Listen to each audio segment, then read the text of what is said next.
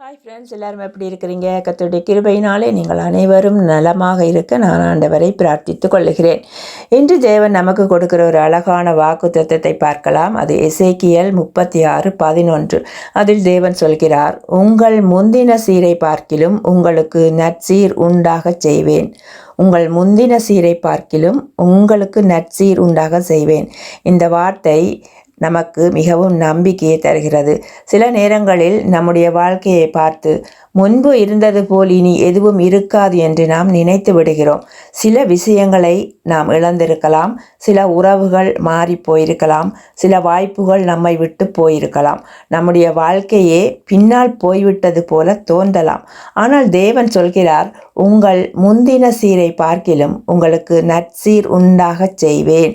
அதாவது, நீ இழந்ததை நினைத்து மட்டும் உட்காராதே, நான் உன் வாழ்க்கையில் இன்னும் நன்மையை செய்ய முடியும் என்று தேவன் நமக்கு சொல்கிறார்.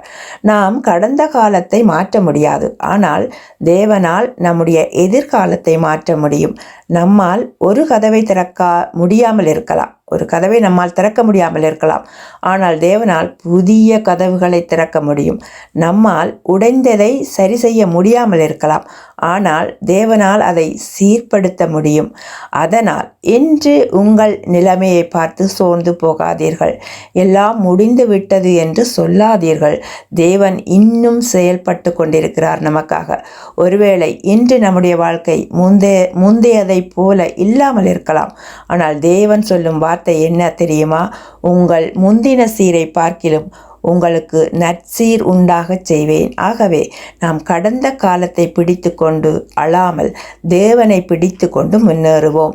என் வாழ்க்கையின் சிறந்த நாட்கள் கடந்து விட்டன என்று நான் சொல்ல மாட்டேன். என் தேவன் இன்னும் என்னோடு இருக்கிறார். அவர் விரும்பினால் முந்தினதை விட நற்சீரை என் வாழ்க்கையில் உண்டாக்க முடியும். உங்கள் வாழ்க்கையில் உண்டாக்க முடியும். நமது வாழ்க்கையில் அவர் உண்டாக்க முடியும். ஆமென்.